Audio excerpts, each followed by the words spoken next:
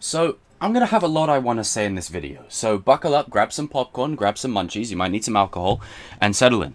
Now, as far as my relationship with The Mandalorian goes, Season 1 I thought was a very fitting start to, this anthology wave of new stories, new characters, in events that we already know, but told from different perspectives. So I was very excited for that, and I've always been an avid supporter for a bounty hunter based show, something to do with bounty hunters. I've always wanted that kind of element explored more within Star Wars.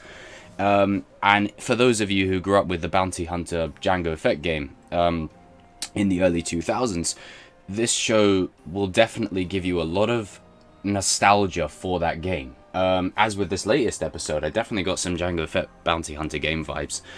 But as far as Season 1 went, I thought it was a fitting story. I really enjoyed it. And it felt like, for the most part, though, it didn't know what it wanted to be. It was trying to find its feet. But now it's sort of set in a kind of position, and it's sure of where it's going. I'm very excited to see where they go with it. Now, I would have preferred if, as excited as I got, I would have preferred if they didn't announce Temuera Morrison or people like Ahsoka were going to be involved in Mandalorian Season 2. Because just think about the feeling you would have felt. Right, now, this video is going to contain spoilers, so I'm going to just say it now. Spoiler warning. You have been warned. If you have not seen the episode, click off this video, go watch the episode, then come back. Seeing, right, you've seen it, yeah? Okay, final warning. Just making sure. Okay, seeing Boba Fett at the end of this episode, oh my god. You do not know how happy I am to see Temuera Morrison just back in the Fett outline. It's just so satisfying to me. I loved him as Jango Fett. I thought he was brilliant. Now, kudos to Jeremy Bulloch for playing the original Boba Fett, not taking away anything from him at all. I love both of them equally. But it is clear that when Temuera Morrison was cast as Jango Fett and Boba was pretty much a unaltered clone, you can safely tell that Temuera was going to be the voice of Boba going forward, as he has been in the Battlefront games and in any other kind of Star Wars medium. Now, the introduction of his character in this show begs to question, will we see Daniel Logan reprise his role as maybe a young Boba Fett? And you remember that scene, that deleted scene from Clone Wars of Cad Bane and Boba Fett duking it out? And that's where Boba Fett got the little dent on his helmet from? Just imagine if it's a flashback. It's Daniel Logan playing the young Boba in a duel out with Cad Bane, and we see it live action. How cool would that be? Oh, that would be everything. But seeing Boba Fett back, I mean, I've got to be honest. Like, I like Boba Fett in the original trilogy, but if I'm being honest, he doesn't hold a candle to Jango Fett. I've said this 1,000 times over. Jango Fett is single-handedly had the better stories, more than Boba Fett has. And that's just facts, you can't really dispute it. Boba Fett gets killed by a blind man, Jango Fett gets killed by arguably the strongest Jedi in the Order next to Yoda. So, which one would you rather? And he kills a Jedi Master, like that. So, I am happy that Boba Fett survived, because now we can explore how he survived. And the way I want him to survive the Sarlacc pit is I don't want him to come out with like a full body intact. Have him lose an arm. Have him like maybe potentially have a cybernetic leg. Show the damage that he went through to get out of the Sarlacc pit.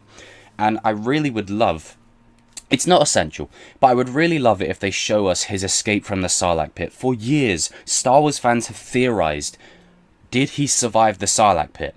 Did he escape? And then thanks to Legends, we got, an outlook of what it could look like. And on Legends, not only did this episode bring back Boba, it introduced the Krayt Dragon. Now, if you don't know what the Krayt Dragon is, there's a lot of Legend stories and a lot of canon stories on it. But in A New Hope, the original Star Wars film, you see the outline of bones in the desert as 3PO is wandering through. And you look at that and you think, there's a story there.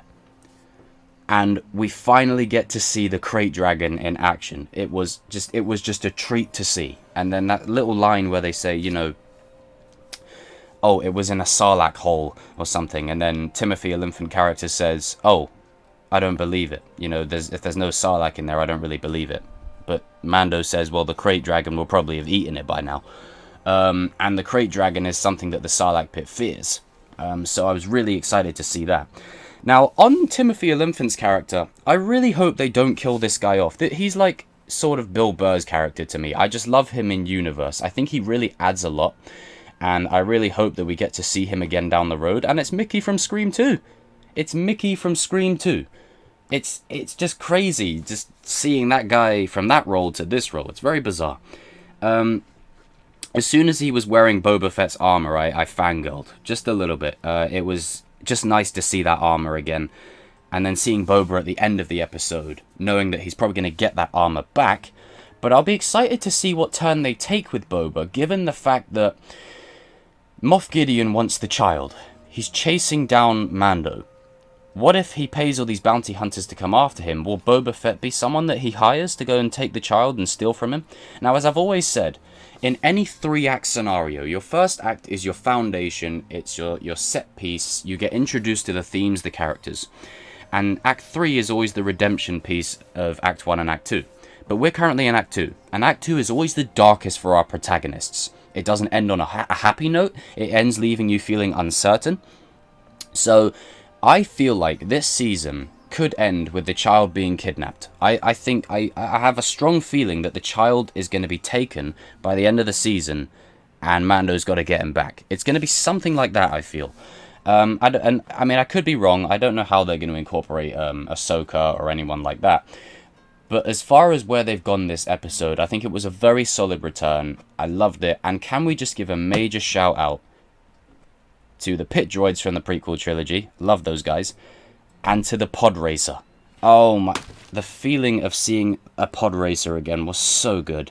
You know, it's just like got the engine of the pod racer and the turbine in like a sort of bike sense. I love seeing it again. What was your reaction to seeing that again, guys? Just hearing it even. There was one part where I was really hoping, you know, those Tusken Raider dogs, I'm not sure what they're called, I need to do a bit of research on that. But those sort of like wolf type things that are with the Tuskens, I'm pretty sure those are the same things that Anakin slaughtered in episode 2 in the Tusken camp. Now what I was hoping for, when Mando and the other character, Kor, are sat down talking to the Tuskens, I was hoping that they were going to throw a little Easter egg in, saying the Tuskens had this camp here and they were attacked by a sorcerer with a blue blade or something. That just, I mean, you know, not necessary, but just, yeah, it would have been cool just to have that little bit of extra fan service. But I really did enjoy this episode. I think it was a solid return. I'm looking forward to where they go with it next. And yeah, I think The Mandalorian is something the fans need right now. I mean, I don't fall into the category of, oh, Kathleen Kennedy has nothing to do with it, so therefore it's good. This is just people who don't understand the film industry. She's a producer. To get this show off the ground, someone had to say yes. Who do you think that was? I'll just leave it at that. But anyway, as far as Mandalorian, I'm excited to see where this goes. I am still a little bit skeptical that them introducing Boba Fett and Ahsoka might take away from the Mandalorian character. But, you know, if they play it well, Din Djarin and Boba Fett could really play off each other very well. However, the introduction of Ahsoka, I do question that a little bit. It just, I don't know. It's one of them things, it's all about execution for me. But I really love this episode. What did you guys think about it? Are you happy it's back? Are you happy that we're going to be getting weekly episodes now? And what did you think of the first season? What was your favourite episode? And Baby Yoda, just as always, is just, you know, he's adorable. He's cute. But guys and girls, leave your comments down below. Let me know what you think. And remember, the Force will be with you always.